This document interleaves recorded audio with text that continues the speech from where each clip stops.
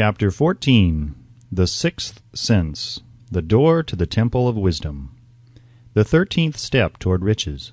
The 13th principle is known as the Sixth Sense, through which infinite intelligence may and will communicate voluntarily without any effort from or demands by the individual. This principle is the apex of the philosophy. It can be assimilated, understood, and applied only by first mastering the other 12 principles.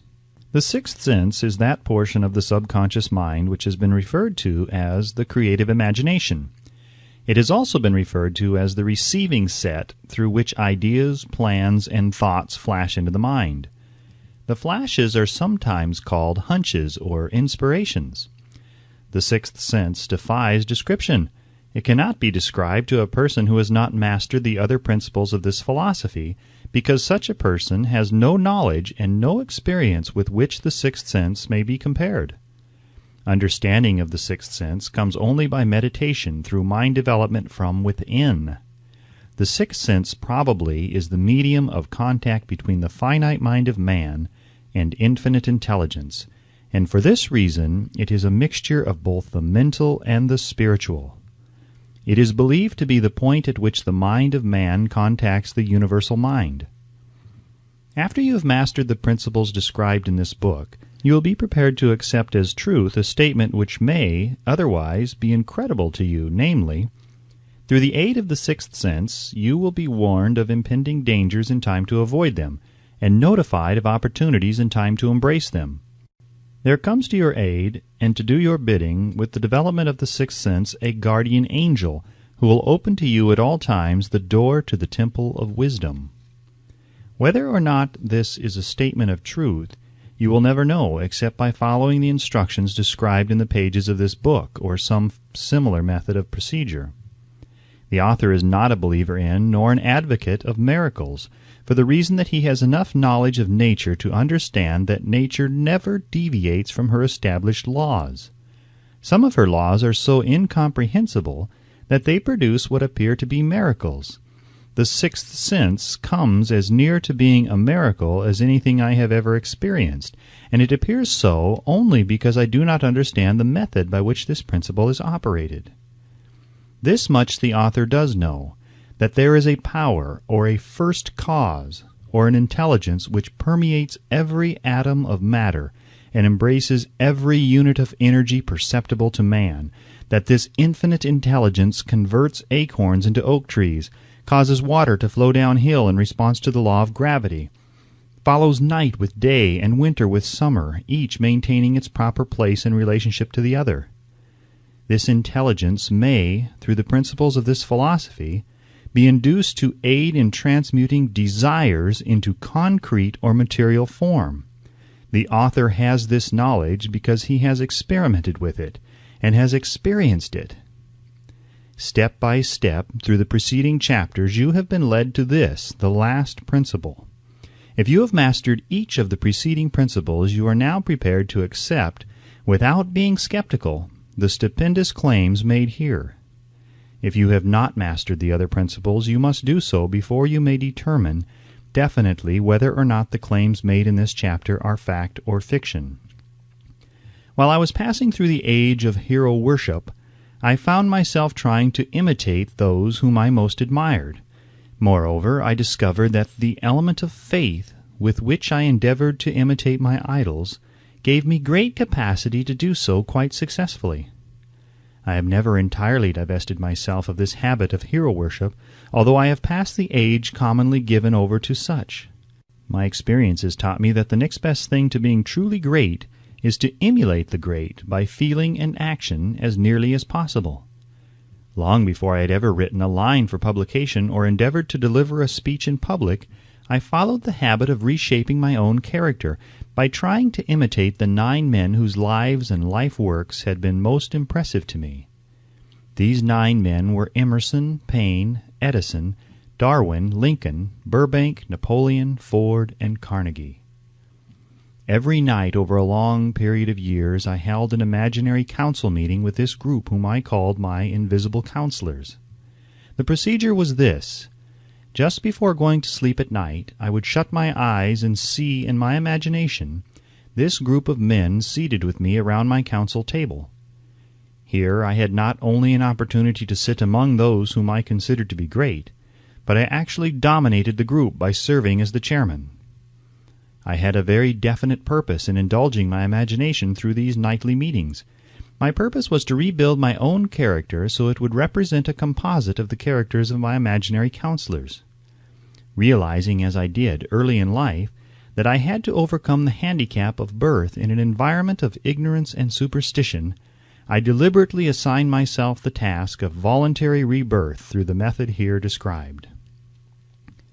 Building character through autosuggestion. Being an earnest student of psychology, I knew, of course, that all men have become what they are because of their dominating thoughts and desires. I knew that every deeply seated desire has the effect of causing one to seek outward expression through which that desire may be transmuted into reality. I knew that self-suggestion is a powerful factor in building character, that it is, in fact, the sole principle through which character is built. With this knowledge of the principles of mind operation, I was fairly well armed with the equipment needed in rebuilding my character. In these imaginary council meetings, I called on my cabinet members for the knowledge I wished each to contribute, addressing myself to each member in audible words as follows. Mr. Emerson, I desire to acquire from you the marvelous understanding of nature which distinguished your life. I ask that you make an impress upon my subconscious mind of whatever qualities you possessed which enabled you to understand and adapt yourself to the laws of nature. I ask that you assist me in reaching and drawing upon whatever sources of knowledge are available to this end. Mr. Burbank, I request that you pass on to me the knowledge which enabled you to so harmonize the laws of nature that you caused the cactus to shed its thorns and become an edible food.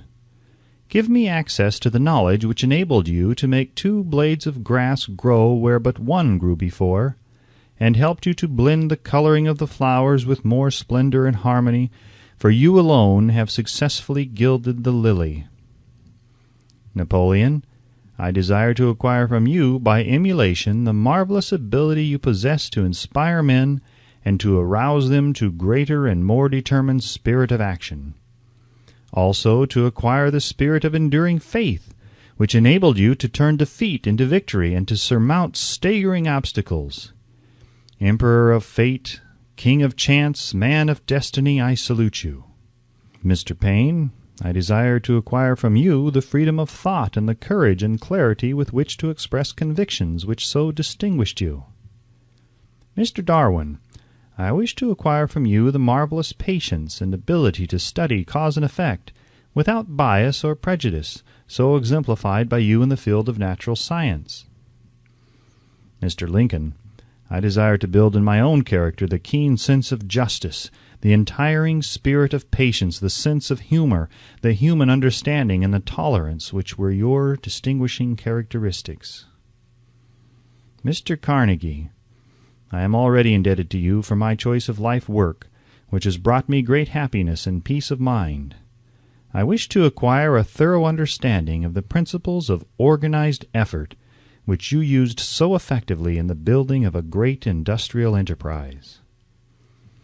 Mr. Ford, you have been among the most helpful of the men who have supplied much of the material essential to my work.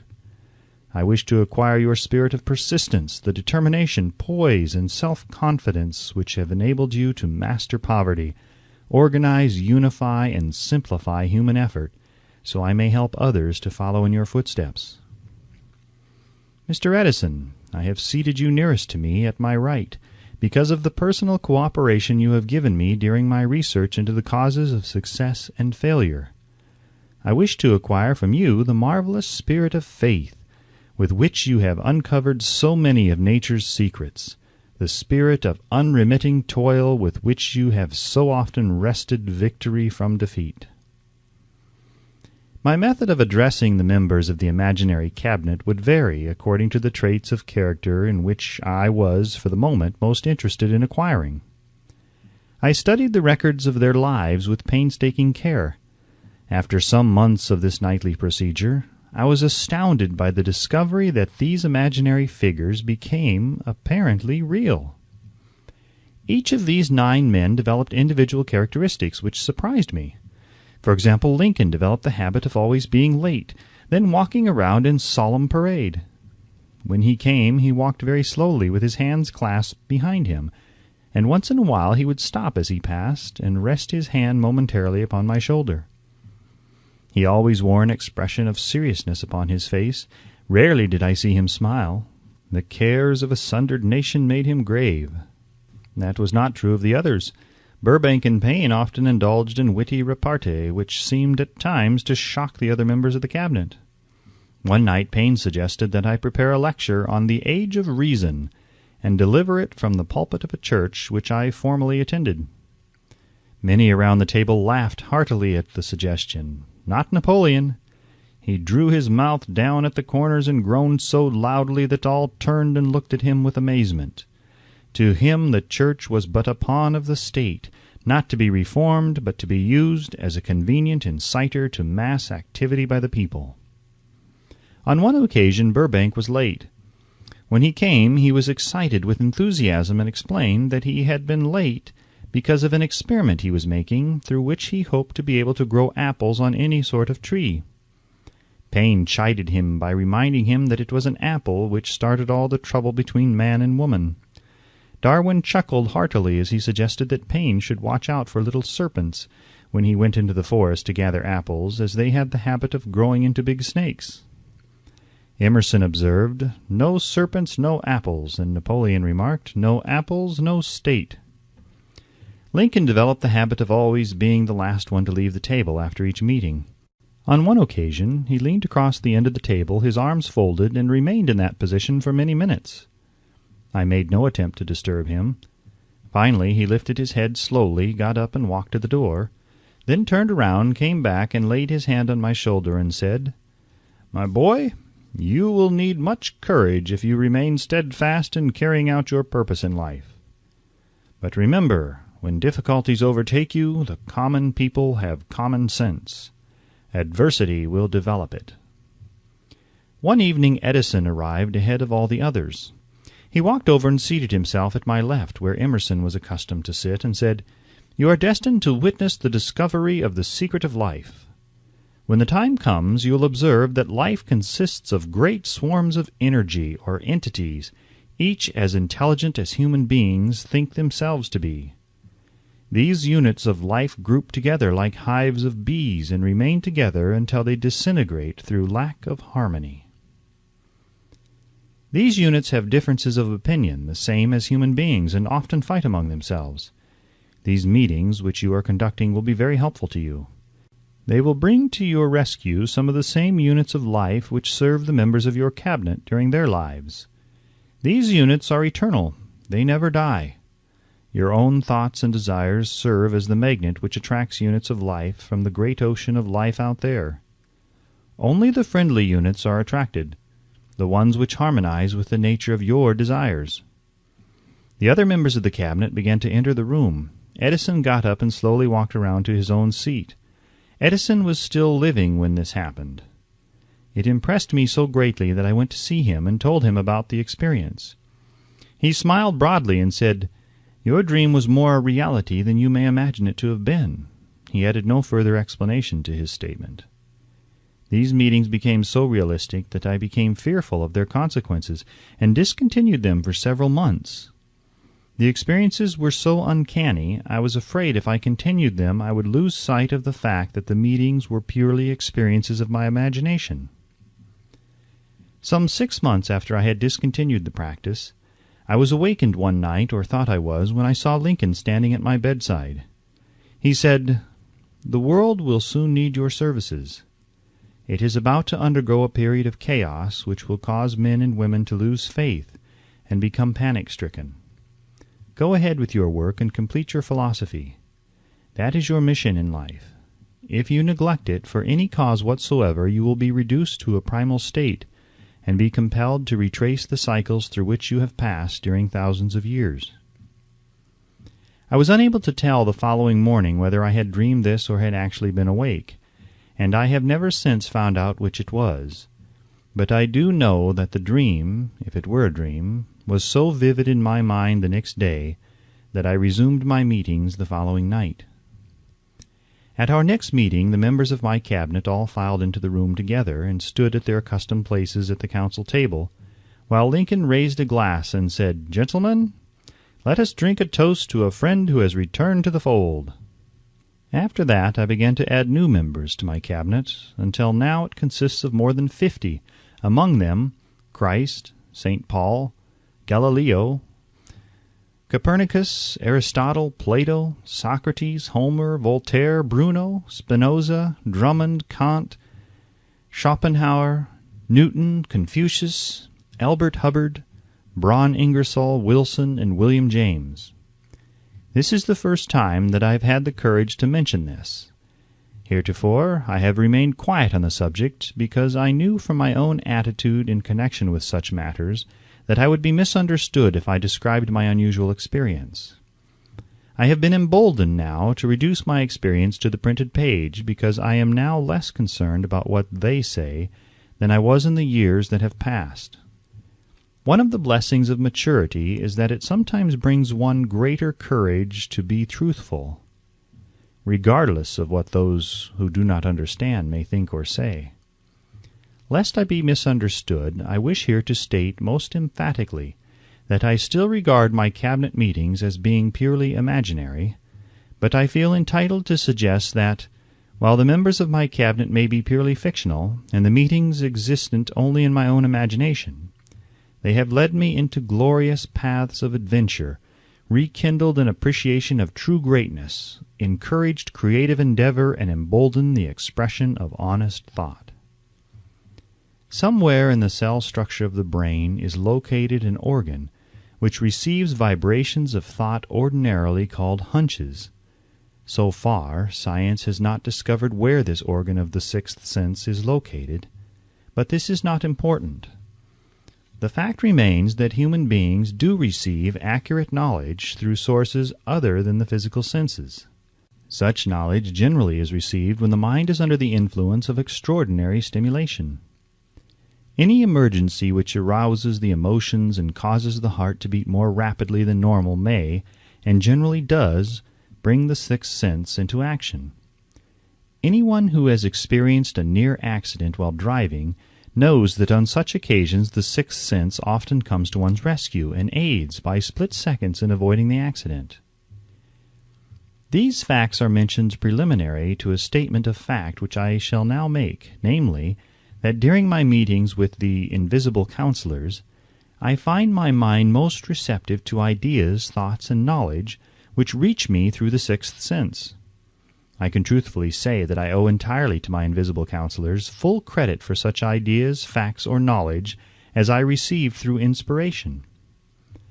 On scores of occasions when I have faced emergencies, some of them so grave that my life was in jeopardy, I have been miraculously guided past these difficulties through the influence of my invisible counselors.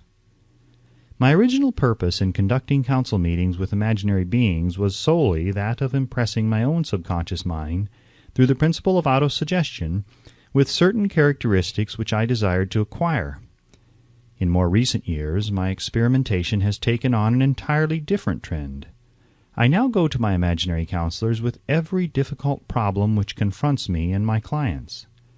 The results are often astonishing, although I do not depend entirely on this form of counsel.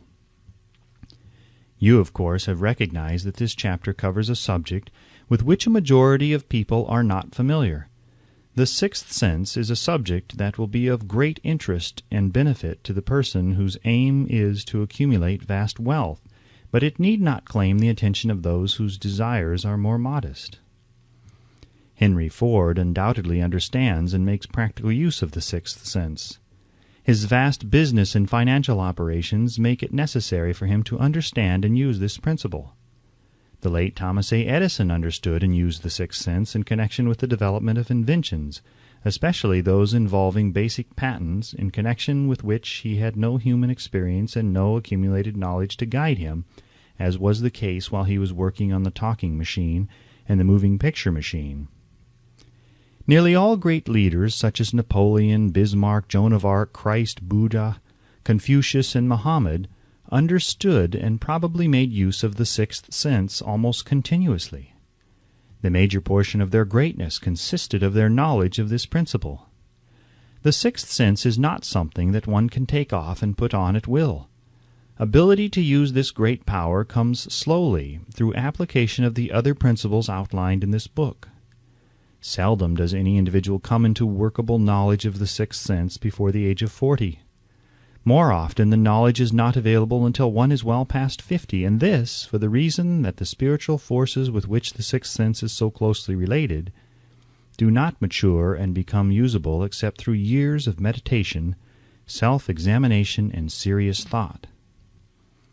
No matter who you are or what may have been your purpose in reading this book, you can profit by it without understanding the principle described in this chapter. This is especially true if your major purpose is that of accumulation of money or other material things.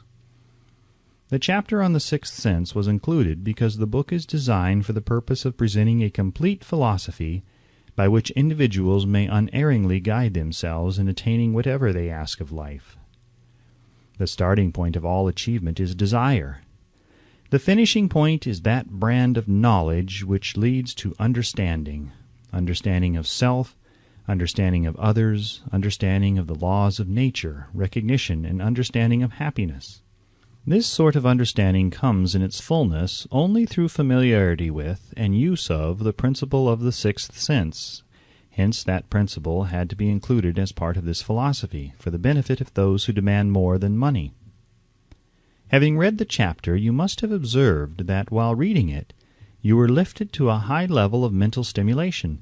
Splendid! Come back to this again a month from now, read it once more, and observe that your mind will soar to a still higher level of stimulation. Repeat this experience from time to time, giving no concern as to how much or how little you learn at the time, and eventually you will find yourself in possession of a power that will enable you to throw off discouragement, master fear, overcome procrastination, and draw freely upon your imagination.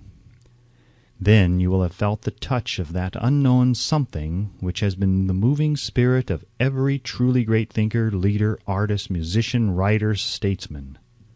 Then you will be in position to transmute your desires into their physical or financial counterpart as easily as you may lie down and quit at the first sign of opposition.